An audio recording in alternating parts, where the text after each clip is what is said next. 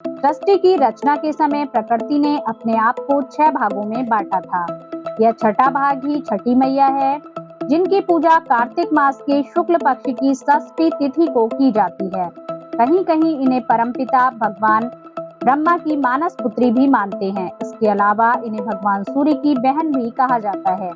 ऐसी मान्यता है कि छठी मैया ही नवजात शिशुओं की 6 महीने तक रक्षा करती हैं।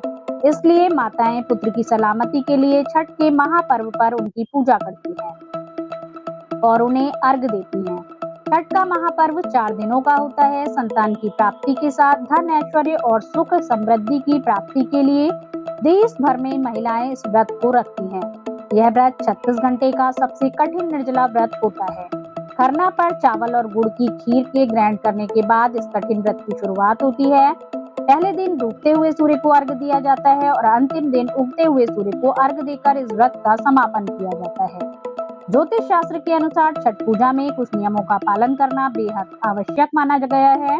इस पर्व में पवित्रता और शुद्धता का खास ध्यान रखा जाता है, तभी यह पूजा पूरी मानी जाती है। 4 दिनों तक चलने वाले इस व्रत में व्रती न केवल कठोर नियमों का पालन करते हैं, बल्कि पूरे घर का वातावरण भी सात्विक बना देते हैं। तो आइए जानते हैं पूजा में आपको क्या करना है।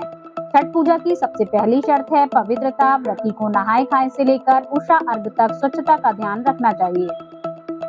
प्रसाद बनाते समय भी साफ सफाई और शुद्धता का ध्यान रखना चाहिए। छठ व्रत में चारों दिन सात्विक भोजन ही ग्रहण करना चाहिए। जो व्रत नहीं कर रहे वह भी सात्विक भोजन ही ग्रहण करें। नहाए खाए वाले दिन से ही घर में नमक, लहसुन, प्याज का प्रयोग बंद कर देना चाहिए।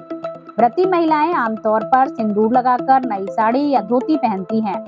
कपड़े सूती और सादे होने चाहिए। इस व्रत का मूल भाव त्याग, तपस्या और मन की शुद्धि है। पूजा में क्रोध करना, दिखावा, तकरार से बचें। छठ पूजा में खरना से 36 घंटे निर्जला व्रत आरंभ हो जाता है। अगर जाने अनजाने व्रत के दौरान पानी का सेवन कर लिया है तो इससे पूजा अधूरी मानी जाती है। छठ पूजा के लिए लाए गए सामान को शुद्धता के साथ रखें। पूजा में शामिल होने वाली हर एक चीज जैसे फल, फूल आदि को साफ स्थान पर रखें।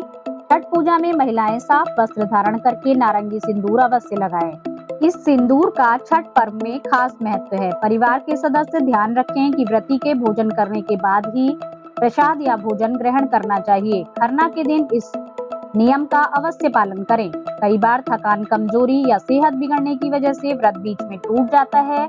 ऐसे में लोगों के मन में डर बैठ जाता है कि क्या अब छठी मैया नाराज होंगी या व्रत अधूरा रह गया तो दोष लगेगा।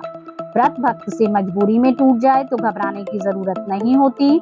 दरअसल धर्म शास्त्रों में ऐसे हालात के लिए प्रायश्चित का जिक्र मिलता है, यानी व्रत का सम्मान बनाए रखने का एक तरीका है। सबसे पहले स्नान करें और शांत मन से छठी मैया के सामने दीपक जलाएं। उनसे कहें कि हे छठी मैया, मुझसे अनजाने में गलती हुई है, कृपा कर मुझे क्षमा करें और व्रत को चलने दें। अब घर के बड़े बुजुर्गों या किसी पंडित से इसके बारे में सलाह ले सकते हैं और कुछ दान भी कर सकते हैं।